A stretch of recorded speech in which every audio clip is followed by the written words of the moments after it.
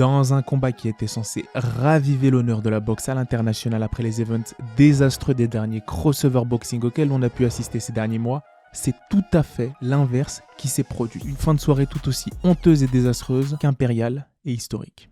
Générique.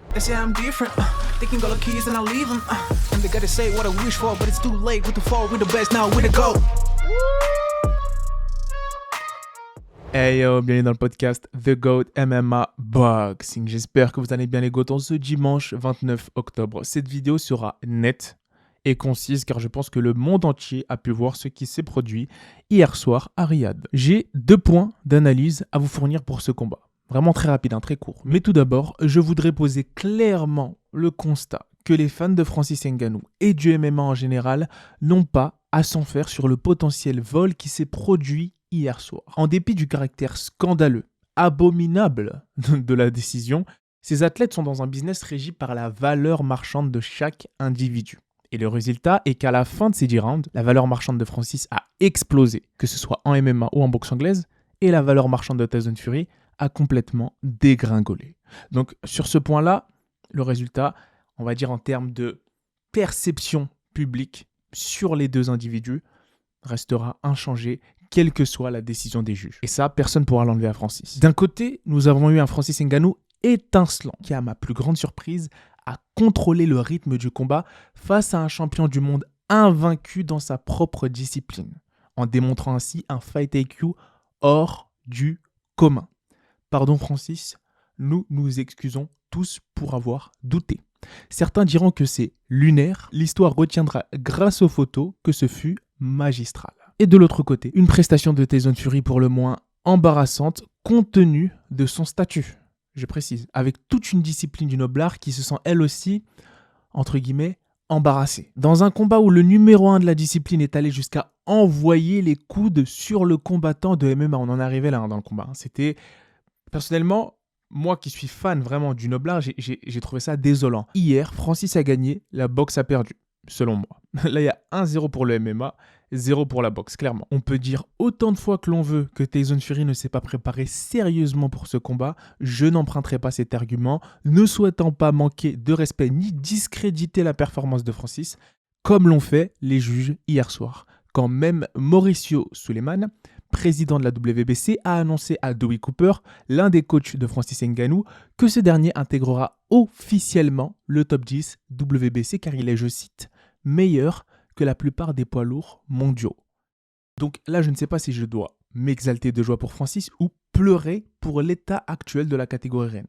Vraiment. Parce que lorsque l'on regarde le combat et que l'on observe notamment le visage d'Alexander Usyk, futur adversaire de Tyson Fury pour l'unification des ceintures, dans le public, on voit que sur les derniers rounds, son visage est complètement fermé. Il est dans le doute et lui aussi prend conscience de ce qui est en train de se produire. C'est très très très compliqué. Perdre un combat en Mondovision à la décision en étant étiqueté comme étant le plus technique de la catégorie des lourds face à ce qui était censé être un puncher facile à gérer qui n'est même pas boxeur. Ce qu'il s'est passé à Riyad le 28 octobre restera pour toujours, selon moi, une tâche indélébile dans l'héritage pugilistique du Gypsy King. Et si vous avez vu notre film sur la psychologie de Tyson Fury, on peut grandement s'inquiéter sur l'état mental de celui-ci les mois qui suivront ce combat. Car si encore une fois vous avez vu ce combat-là, pour moi ce n'était pas le Gypsy King qui était présent, mais clairement le Tyson Fury qui combat encore ses démons. Là, j'étais vraiment très inquiet du langage non verbal de Tyson Fury sur le ring. Et je dis cela bien évidemment sans trouver aucune excuse de Gypsy King, car ce n'est pas selon moi acceptable de fournir une telle prestation en Mondovision en ayant plus de 220 rounds à son actif face à un adversaire qui n'en a 0 dans les rangs professionnels. Je ne vais même pas prendre la peine, comme on a l'habitude de le faire ici, d'analyser la fiche Compo Box d'un combat qui aurait dû être selon moi à sens unique, car en général c'est ce qu'on fait quand on pense qu'il y a vol ou pas, notamment Davineni, Lomachenko, on avait fait une analyse complète. Là, pour moi, on ne devrait même pas en arriver là, à moins que vous le demandiez, mais moi, je ne vais pas me plonger là-dedans parce que je suis assez déboussolé de ce qui s'est passé. Par contre, je suis extrêmement heureux pour Francis, car en 2023, je trouve cela, encore une fois, je le répète, choquant, et je n'ai pas d'autre mot, que l'on vive dans un monde où l'on doit débattre d'une décision entre Francis Ngannou et Tyson Fury. Complètement lunaire. Une décision. C'est-à-dire que j'imagine la tête de celui qui a parié, parce qu'il faut voir les cotes, il fallait voir les cotes de Paris, qui avait mis je ne sais combien d'argent, ou je ne sais pas si vous faites partie de ces gens-là qui ont mis de l'argent sur une victoire de Francis Ngannou à la décision. Et ensuite, voir qu'il se fait voler la décision. Ça a dû être complètement fatal. Vraiment, ça doit être très très compliqué d'un point de vue mental. Un timing magistral sur son crochet en contre qui a envoyé au tapis le champion WBC qui, selon moi, justifie totalement son entrée dans le top 10 de la fédération. Parce que lorsqu'on voit la manière dont il l'a set-up, garder sa main basse pour ensuite le timer avec un Tyson Fury qui est en début de combat tourné sur le mauvais côté, tourné sur la droite de Francis pour lui le piéger, mais il est tombé dans son propre piège. Excusez-moi, pour moi c'est magistral. Là, on peut se demander vraiment quelle aurait été la carrière de Francis Ngannou en MMA s'il s'était concentré encore plus purement sur son anglaise. Les travaux de Mike Tyson et Dewey Cooper et d'autres coachs dont je n'ai pas les noms sont vraiment fantastiques et phénoménales. C'est pour ça que je dis que ce combat-là a répondu à une question fondamentale. Là, on a vraiment notre réponse que déjà de 1, l'homme le plus fort sur Terre se nomme Francis Ngannou. Dans la rue, après un knockdown comme ça, ou même en MMA, Francis aurait littéralement ôté la vie d'un Tyson Fury. C'est-à-dire que là, vous avez bien vu quand il s'est même moqué de lui, enfin, je veux dire, j'étais choqué.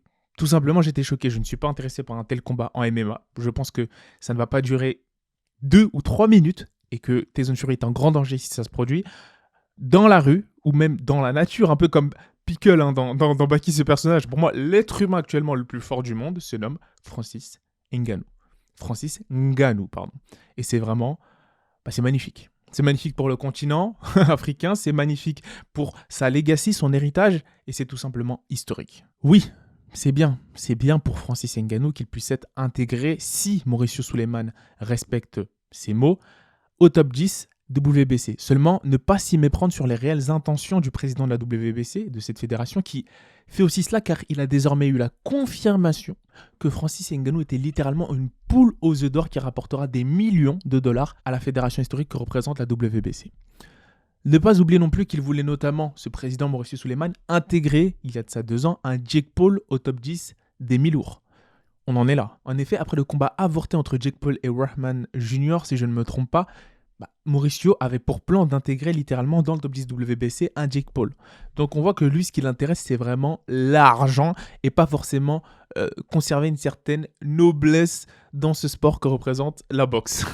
Et personnellement, je pense que Francis, il vient ici de montrer qu'il avait largement plus de légitimité qu'un Jake Paul, sans vouloir lui manquer de respect, bien évidemment, à être intégré dans un top 10 ou top 15 WBC que celui-ci. Vous pouvez être sûr que dans les 2 ans à venir, du coup, que ce soit une vraie ceinture WBC ou une ceinture symbolique comme ce fut le cas hier soir, que Mauricio Suleiman fera tout ce qui est en son pouvoir pour que Francis en ait une autour de la taille. Donc ça, vraiment, là, après cette prestation-là, Mauricio est en train de se frotter les mains, ce fameux Mauricio. Mais là, vous pouvez être sûr qu'on va assister à des gimmick fights encore plus... Voilà, en fait, ce combat-là vient de mettre de l'huile sur le feu dans l'univers du crossover boxing, notamment chez les poids lourds. De manière beaucoup plus intéressante que dans les catégories en dessous, chez les poids lourds, le crossover boxing, on va en avoir maintenant 10 000. Pourquoi pas maintenant cette fois-ci voir un Aspinall ou un Pavlovich face à un top 10 WBC ou WBA? Là, qu'est-ce qui nous empêche de faire ça? Qu'est-ce qui empêche aux fédérations d'aller piocher dans les organisations telles que l'UFC, le PFL, mais beaucoup plus l'UFC où il y a beaucoup plus de renommée pour ces poids lourds-là, et de leur faire signer des contrats cross-fédération pour aller prendre tel ou tel million en Arabie Saoudite et ensuite revenir dans leur discipline qu'est le MMA. Là, clairement, plus rien ne leur en empêche. Et Dana White aussi, je pense que ça peut être une opportunité pour lui de collaborer avec ces fédérations-là, potentiellement dans le futur. Enfin, pour finir sur une note positive, Hollywood, ou quelle que soit l'institution cinématographique qui rachètera les droits, va pouvoir produire un film sur Francis Ngannou qui sera magnifique. Moi qui pensais déjà que lorsqu'il avait battu Cyril Gane, tout simplement son histoire était un film scripté de bout en bout, le fait qu'il ait produit cette prestation-là en boxe anglaise, le fait qu'il ait battu l'institution Dana White, l'UFC, NDA, qu'il ait obtenu ce poste de président au PFL Afrique, sa vie c'est littéralement un film. C'est littéralement un film. Un mélange entre Blood Diamond et Rocky, comme j'ai pu le lire en commentaire sur les réseaux sociaux. Il a gagné haut la main à ce jeu que l'on appelle la vie. Et m'a complètement, par la même occasion, subjugué par son calme, sa patience, je le répète, son intelligence de combat et son timing. Complètement fou. Je paierais beaucoup plus pour voir un combat Francis Ngannou Deontay Wilder à l'heure actuelle que Tyson Fury, Alexander Usyk. C'est vous dire la prestation magnifique qu'a livré Francis Ngannou hier soir. Et là, je ne peux pas m'empêcher de vous demander, les GOAT, pensez-vous que ce combat va entacher l'image de la boxe à l'international encore plus qu'elle ne l'était déjà, avec cette fois-ci une corruption exposée non pas seulement à l'œil des fans et des puristes du noblard, que l'on a l'habitude de voir, mais bien du monde entier, avec la démocratisation de ce sport dans les pays en très fort développement économique, comme l'Arabie Saoudite notamment. Parce que là, il y avait clairement toute la terre. Kanye West, Cristiano Ronaldo, Eminem, enfin des stars. Eminem qui est justement un habitué des gros combats de boxe, mais plein de stars, toutes les légendes de la boxe et le monde avec un très gros show d'avant-combat. On avait l'habitude, comme disait Cédric Doumbé, j'ai vu en tweet, on avait l'impression qu'on était à la Afro Nation ou à Coachella, voilà, un festival de musique littéralement. C'était Lil Baby, plein d'autres rappeurs, plein de musique, c'était un show monumental. Le monde entier a observé ce show pour ensuite après observer une corruption à ciel ouvert. Je me pose des questions, moi, sur les bénéfices, non pas financiers, mais on va dire en termes de réputation que pourrait obtenir le noblard suite à ce genre de combat-là. Voilà, c'est bon pour les athlètes, parce que Francis va quand même repartir avec un très bon billet, n'en parlons pas, Tyson Fury, mais pour l'image du sport de la boxe. Parce que là, on se rend compte que c'est pour ça que la majorité des fans de MMA ne regardent pas la boxe. Parce que ce genre de décision-là,